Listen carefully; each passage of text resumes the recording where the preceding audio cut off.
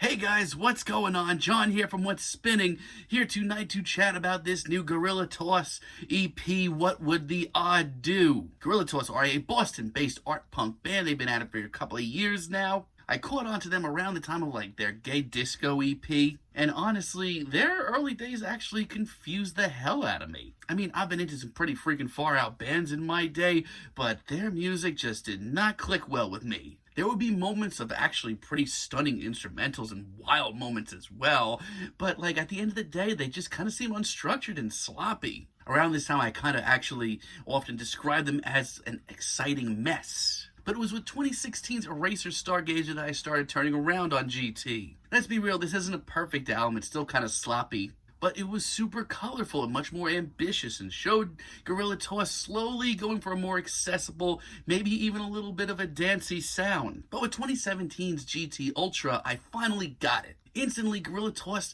sounded like an entirely new band to me. One that was just fueled by these fun and funky licks and some serious dance grooves. They instantly went from art school weirdos to merry pranksters with a punk twist, and I ate that up. And while I didn't expect it, I actually ended up enjoying 2018's Twisted Crystal just about as much. So yeah, GT over the last couple of years have been really pushing in the right direction with me, and I've been actually very excited to chat about this new EP. Let's talk about it. This EP starts off with its title track, What Would the Odd Do? And the fact that this is the same band that were putting out EPs like Gay Disco 10 years ago is pretty wild. I love how grandiose this comes off and just how refreshed Guerilla Toss sound. The synths are so beautiful and lush, and there's so many little details going on in the background, I can't help but just be impressed.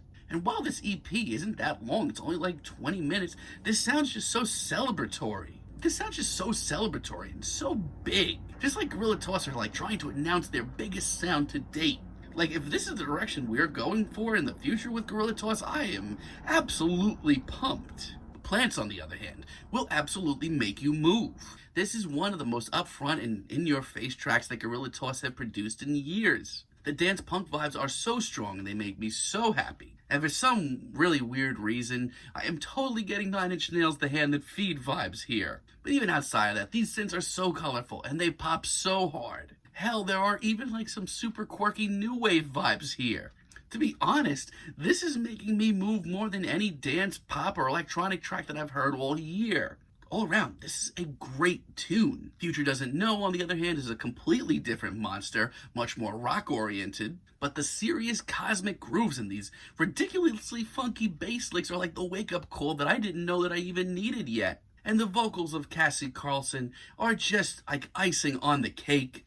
As weird and far out and bizarre as Guerilla Toss seem to get as the years go by, her vocals just seem to be always so snappy, so catchy, and bring things together and make it so instantaneous. Not to mention incredibly fun. Don't get me wrong, this is still a very heady and vibrant and hard to follow track, but it's a blast. And Moth, like me, is the most playful track here. It's just so bouncy and it's much more upbeat.